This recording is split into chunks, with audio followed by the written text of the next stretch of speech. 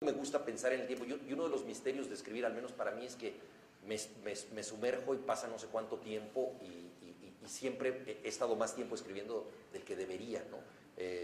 Es una cosa así como de suspensión temporal muy peculiar. El mexicano, pues el mexicano, mira, cuando Octavio Paz escribió El laberinto de la soledad, él trató de definir cómo es el mexicano, pero en aquella época, que era 1950, yo creo que la idea del mexicano era una idea que había que estudiar la posibilidad de definir al mexicano como alguien con una identidad unitaria. Yo creo que eso fue muy importante en su día, pero el propio Octavio Paz se dio cuenta de que había exagerado, porque el mexicano no puede ser esquematizado en una esencia. O sea, el mexicano no es así como el maíz mejorado, ¿no? Que entonces siempre todos los granos son iguales. Pues no, el mexicano tiene muchas maneras de ser y cambia, y por eso él se sintió un poco urgido de escribir un segundo libro para matizar esto, y ese libro se llama Postdata, ¿no? Que como su título lo indica, va después del laberinto de la soledad. Y entonces él dice ahí una cosa que me parece bien interesante, que dice: el mexicano no es una esencia, sino una historia. O sea, el mexicano no es siempre igual a sí mismo, sino que va cambiando. Y entonces yo creo que hoy en día hay muchos modos de ser mexicano, y por supuesto compartimos cosas importantes. O sea, yo creo que la sociedad mexicana es una sociedad en donde todo lo que es comunitario funciona bastante bien. O sea, los lazos afectivos, el relajo, el desmadre, la ceremonia, funcionan muy bien en México. Los afectos, la familia ampliada, todos estos rasgos comunitarios funcionan muy bien. Nos cuesta muchísimo trabajo, por el contrario, asumir rasgos societarios, es decir, normas, reglas, leyes que se cumplan. Eso nos cuesta muchísimo trabajo, eso es, digamos, un hecho. Sean como sean los mexicanos en general, esto se nos dificulta, ¿no? Entonces, digamos que no hay una manera de ser mexicano, y por eso quise escribir este cuento mariachi, que incluso este arquetipo de la identidad que es un mariachi odia montar a caballo, odia cantar canciones rancheras sobre rencores desaparecidos, ¿no? Odia usar un sombrero de 3 kilos en la cabeza, ¿no? Odia tener que ir a Irapuato a las 3 de la mañana para cantar en un palenque. Entonces, y como él mismo dice, todo eso que odio me beneficia mucho porque le va muy bien comercialmente. Entonces, me parece verosímil que alguien tenga un trabajo como una especie de destino manifiesto, pero tenga todas estas crisis personales dentro. Entonces, yo creo que el mexicano es de muchas maneras, ¿no? Se puede ser mexicano de muchas maneras, pero ciertamente somos un país en donde se nos da mucho más la emoción, ¿no?, que el cumplimiento de las normas. Eso creo que sí es un hecho, ¿no? Se nos da mucho más el sentimiento que la responsabilidad, y somos un país, y creo que la mayoría de los mexicanos, que creemos mucho más en la ilusión que en la realidad. O sea, también eso yo creo que es muy común a casi todos los mexicanos, incluso los científicos, tenemos una tendencia nos ilusionamos con facilidad, y preferimos muchas veces las cosas un poquito abstractas o esperanzadoras que las cosas tristemente reales. Y yo creo que es también una cuestión defensiva, ¿no? Si la realidad o la sociedad que tenemos es la que tenemos, pues debemos mejorarla engañándonos un poquito con la ilusión. Bueno, en lo que sale otra pregunta, me gustaría preguntarte algo. Con todo gusto. Son preguntas cortas y respuestas cortas. Perfecto. ¿Tu obra preferida? Tuya. Mía.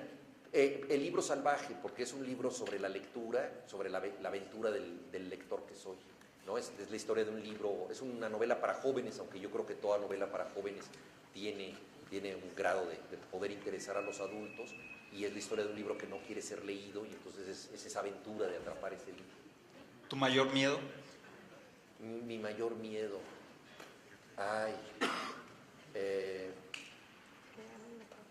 Mi mayor miedo, que le pase algo a mis seres queridos, ¿no? Especialmente en el momento que vivimos, ¿no? Es un miedo muy latente.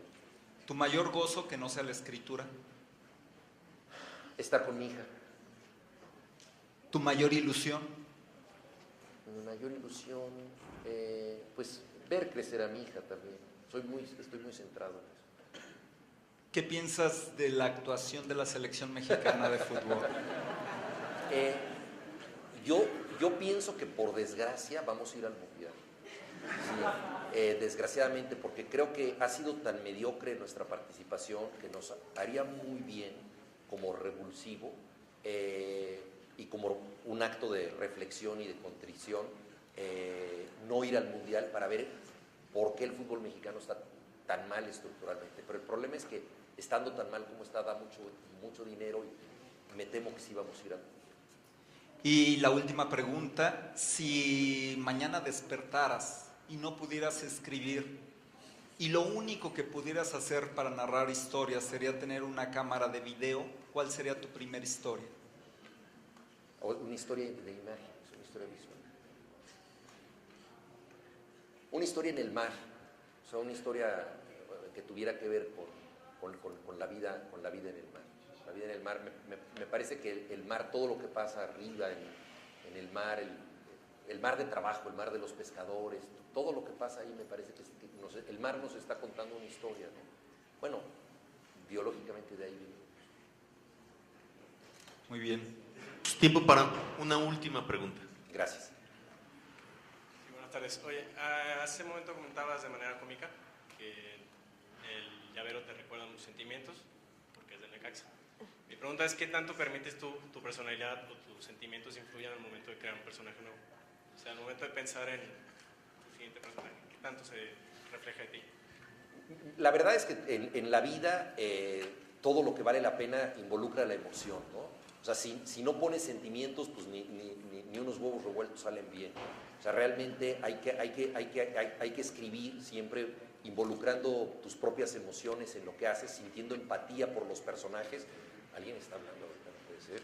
Qué horror. Sintiendo empatía por los personajes.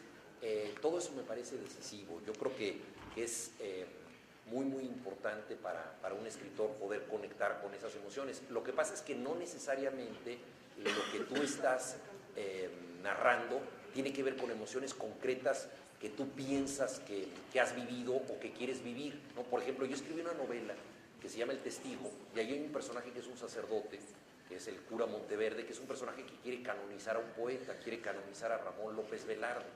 Y yo, la verdad, nunca pensé que me fuera a identificar mucho emocionalmente con un sacerdote. Pero fíjate que este personaje lo que quiere es canonizar a un poeta, que es lo que muchos de nosotros como escritores queremos hacer. O sea, admiramos al poeta, y más López Velarde es mi poeta favorito. Entonces, me empecé a identificar muchísimo con este personaje, pero a un grado impresionante. Varias veces me han confundido con sacerdote en distintas circunstancias.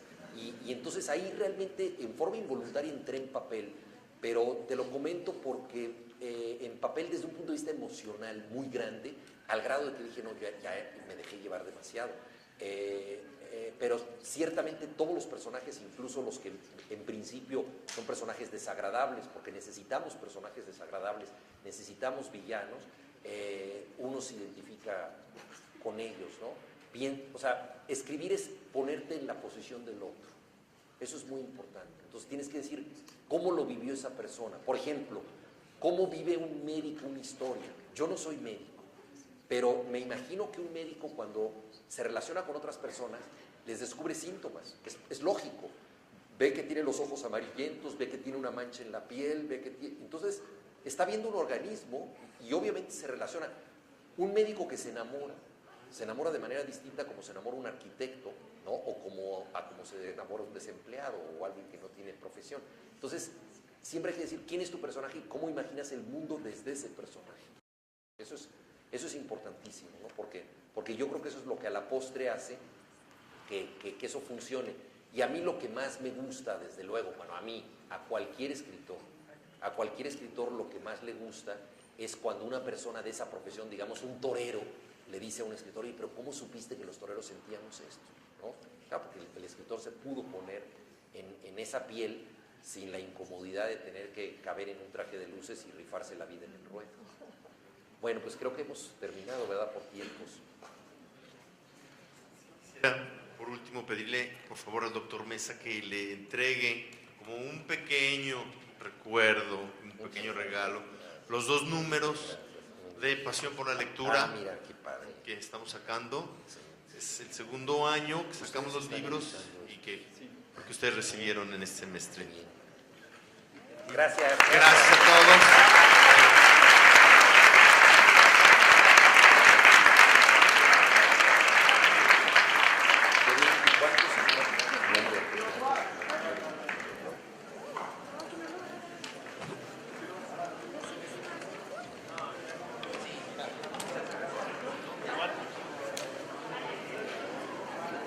Nuevo.